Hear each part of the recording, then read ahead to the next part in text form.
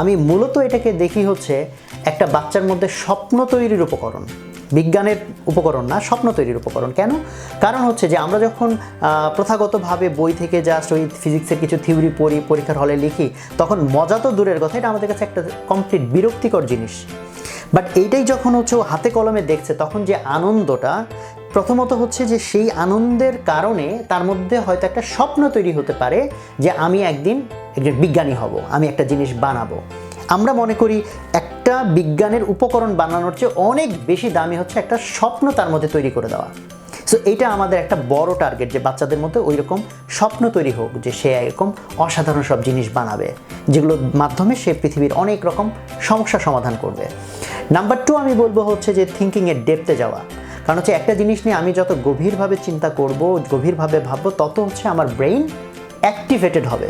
So আমরা যা কিছু পড়ি, এক্স্যাক্টলি নিউটনস ল হয়তো বাস্তবে আমার ডিরেক্টলি কাজে নাও লাগতে পারে, একটা অঙ্ক ডিরেক্টলি আমার কাজে নাও লাগতে পারে, বাট এটা যখন আমি গভীরভাবে উপলব্ধি করব, গভীরভাবে বুঝবো, তখন আমার ব্রেন যে অ্যাক্টিভেটেড হবে, ব্রেনটা ম্যাচিউর হবে, ওইটা হচ্ছে আমার অ্যাসেট হিসেবে থাকবে। সো এটার একটা পারপাসের জায়গা, যে আমাদের দেশে আমাদের যারা এখনকার নতুন প্রজন্ম, ওরা যখন এই বিজ্ঞান বাক্সের মধ্যে দিয়ে লার্নিংটাকে উপলব্ধি করবে, তখন ওরা আগেকার জেনারেশনের চেয়েও যেন তার ব্রেনটাকে আরও বেশি ইউজ করতে পারে পৃথিবীর কল্যাণে।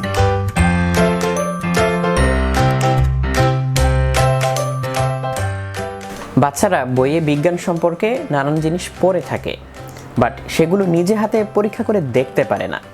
কারণ হচ্ছে, একে তো প্রয়োজনীয় উপকরণ হাতের কাছে পায় না, তার উপর অনেকের কাছে এই জিনিসগুলো কঠিন মনে হয়, তাই তারা নিজেরা জোগাড় যন্ত্র করে পরীক্ষাগুলো করার প্রতি খুব একটা আগ্রহী থাকে না। তো আমরা বিজ্ঞান বাক্সে যেটা করে থাকি, আমরা এক একটা বক্সে বিভিন্ন রকম উপকরণ দিয়ে দেওয়ার চেষ্টা করি, যেগুলো দিয়ে তারা তাদের পাঠ্য বইয়ে পড়েছে কিংবা বিজ্ঞান সম্পর্কে জানে, এরকম পরীক্ষাগুলো খুব সহজে করে দেখতে পারে। ফলে করে দেখলে সে জিনিসটা ভেতর থেকে বুঝতেও পারে, তার জিনিসটা মুখস্থ করতে হলো না, এবং একটা আনন্দপূর্ণ অভিজ্ঞতার মাধ্যমে সে বিজ্ঞানটা শিখে যাচ্ছে। বিজ্ঞান বাক্স হচ্ছে বাংলাদেশের প্রথম সায়েন্স কিট। আমরা চাইলে বাইরের কিটগুলো এনেও তো বাচ্চাদেরকে দিয়ে দিতে পারতাম, কিন্তু সেগুলো হচ্ছে তাদের কারিকুলাম অনুযায়ী তাদের মতো করে তৈরি করা। তো এজন্য আমরা যেটা করেছি, আমাদের বাচ্চাদের জন্য আমাদের কারিকুলাম অনুযায়ী আমরা নিজেরা জিনিসটা এখানে গবেষণা করে তৈরি করেছি।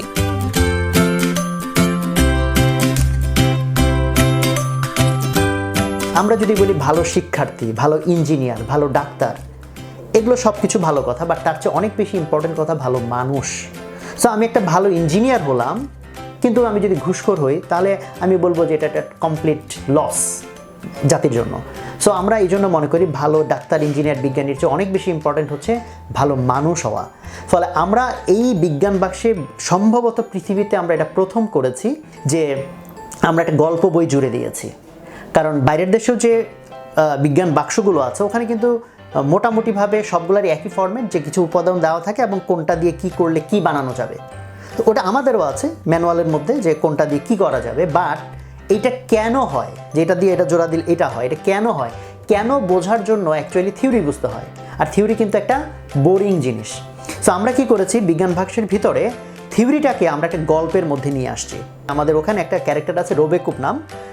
ওর স্টোরিটা হচ্ছে যে ও অন্য গ্রহ থেকে এসছে। ওর গ্রহে যখন ওকে তৈরি করা হয়, তখন একটা ম্যানুফ্যাকচারিং ফল্টের কারণে ও একটু বোকা ধরনের হয়। আর ওই গ্রহে বোকা হওয়াটা হচ্ছে খুবই দোষণীয় বিষয়, যে কারণে ওই গ্রহ থেকে ওকে পৃথিবীতে নির্বাসনে দেয়। আর পৃথিবীর একটা মেয়ে অরণি, সে খুব স্মার্ট। অরণি হচ্ছে ওই বোকা রোবটটাকে খুঁজে পেয়েছে। সো এখন অরণির চ্যালেঞ্জটা হচ্ছে যে ও এই রোবটটাকে স্মার্ট বানাবে, যাতে এই রোবটটা সম্মান নিয়ে ওর গ্রহে ফেরত যেতে পারে। এই জন্য অরণি হচ্ছে ওকে এই সায়েন্সের এই জিনিসগুলো শেখাচ্ছে, এবং ওই গল্পের মধ্যে দিয়ে ওই রোবট বোকা বোকা প্রশ্ন করছে, ওইটার মধ্যে দিয়ে আমরা বাচ্চাদেরকে বোঝাতে চেষ্টা করেছি কেনর উত্তর। মানে যে থিওরি সে তার জন্য বোঝাটা বোরিং, সেটাকে আমরা আনন্দময় করার চেষ্টা করেছি, যেটার থ্রুতে, যেটা আমি বললাম, যে তার ব্রেনকে আরও বেশি শার্প করা। আর তার সাথে আমরা ইম্পর্ট্যান্ট যে কাজটা করেছি, ভালো মানুষ যাতে সে হয়, যারা এই বিজ্ঞান শিখবে, ইঞ্জিনিয়ার, ডাক্তার হবে, তারা যাতে ভালো মানুষ হয়, এই মানবিক বোধগুলো আমরা গল্পের মধ্যে দিয়ে ওই মেসেজগুলোকে নিয়ে আসছি। এখনো পর্যন্ত আমাদের বিজ্ঞান বাক্স আছে 6টা। এর মধ্যে আমরা আলো, তড়িৎ, চুম্বক, শব্দ, রসায়ন এবং মাপজোখ নিয়ে কাজ করি।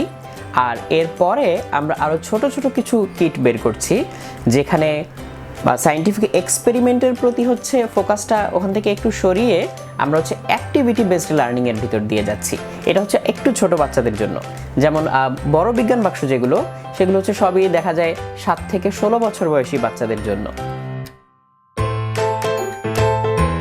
ছেলেটা আমাকে বললো, বাবা আমার একটা বিজ্ঞান বাক্স কিনে দিতে হবে, অন্যরকম বিজ্ঞান বাক্স। তা আমি দেখেন এটা বকা দিলাম, কিসের ওই অন্যরকম বিজ্ঞান বাক্স?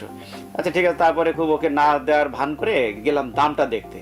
দাম যখন দেখলাম 900 টাকা, তাহলে না বাবা দেওয়া যাবে না, এখন সম্ভব না। আমি বললাম যে ওর মধ্যে কি আছে? আমিও তখন জানতাম ওর মধ্যে গল্পের বই নাকি না অন্যরকম কোনো কিডস বা অ্যাপারেটাস। আরেকদিন এসে বললো কি যে না বাবা, এটার মধ্যে কিন্তু গল্পের বই নাই। তো তারপর বললাম আচ্ছা ঠিক আছে, ওর এত আগ্রহ দেখে, ওর চেয়ে কান্নাকাটি দেখে আমি ঠিক আছে যে তো একটা কিনে দিলাম। সায়েন্সে অনেক সময় আছে কি আমাদের লাস্টে যে পরীক্ষণ, তো তখন লাগলো যে আমার কাছে উপযুক্ত সামগ্রীগুলো নেই। তো আমি দেখলাম একদিন বিজ্ঞান বাক্সে ওই চিটটাতে অনেকগুলো উপকরণ দেখলাম খোলা বাক্সে। তো আমি ভাবলাম যে আমার বাবাকে বললাম, আমার বাবা আমাকে কিনে দিবে। ক্যালডোস্কোপটা, বৃত্তাকারের আবার স্ট্রেবোস্কোপটা, ওইটা করেছি। ওইটাও সুন্দর লেগেছে। ওটা মোটর ঘুরে ওই মোটরগুলো এইসব করেছি। তারপর তাছাড়া আবার মোমবাতিগুলো ছিল, ওইটাও পেরেছিলাম। এক্সপেরিমেন্টগুলো করতাম, যখন এক্সপেরিমেন্টগুলো সব শেষ হয়ে গেলো তখনও কয়েকটা আবার খুঁটিনাটি দেখতাম যে আমার হয়েছে কিনা ওইটা প্রপারলি। ওই যে বৃত্ত আকারটা ওইটা কালার হয় একেবারে কালারফুল। আর ওই যে ক্যালডোস্কোপ ওখানে একটা আয়না এখানে থাকে, একটা আয়না এভাবে সুন্দর লাগে দেখতে। আমরা এই বিজ্ঞান বাক্সগুলো নিয়ে বিভিন্ন স্কুলে যাই এবং বাচ্চাদেরকে এক্সপেরিমেন্টগুলো করে দেখাই, এবং সেখানে খুবই ভালো সাড়া পাওয়া যায়। বাচ্চারা খুবই এক্সাইটমেন্ট নিয়ে এই এক্সপেরিমেন্টগুলো দেখে এবং নিজেরা করার চেষ্টা করে। এছাড়া আমরা হচ্ছে বিভিন্ন সায়েন্স ফেয়ারগুলোতে যাই এই বিজ্ঞান বাক্সগুলো নিয়ে, প্লাস আমরা বাণিজ্য মেলাতেও যাই, সেখানেও আমরা খুবই ভালো সাড়া পেয়েছি। বিজ্ঞান শিক্ষার গুরুত্বটা অনেক বেশি। যদিও আমরা ক্লাসে যাই, কিন্তু আমরা দেখা যাচ্ছে যে প্র্যাকটিক্যালি যে জিনিসগুলো থাকে, যে বিষয়গুলো থাকে, এগুলো আমরা হাতে কলমে ওইভাবে শেখাতে পারি না। কিন্তু আমরা যদি হাতে কলমে আজকে যেটা আপনারা যেটা শিখালেন, এরকম করে আমরা যদি শিখাতে যদি পারি, তাহলে হয়তো মানে পাঠ্য বইয়ে যে পড়ে যে উপকারটা পায়, হাতে কলমে শিখতে দেখা যাচ্ছে যে ওই জিনিসটা আরও বেশি মনে রাখতে পারবে দীর্ঘদিন। তারা নতুন কোনো কিছু তৈরি করার উৎসাহ পাবে।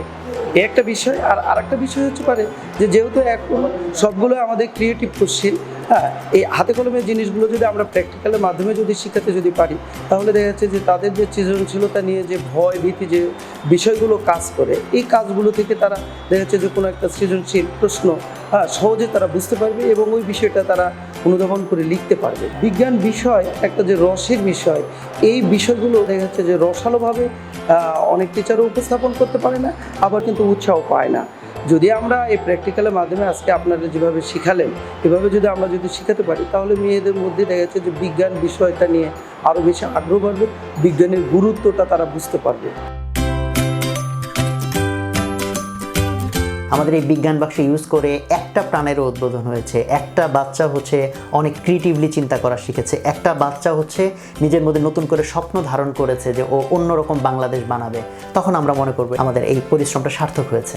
আর সেটা যদি এক না হয়ে অনেক হয়, অনেক বাচ্চার মধ্যে যদি সেই শুভ শক্তির উদ্বোধন হয়, তাহলে তো কোনো কথাই নেই। তো আমরা সেই দিনের অপেক্ষায় আছি যখন একটা না, অনেক না, প্রত্যেকটা বাচ্চার মধ্যে ওই বিকাশটা হবে।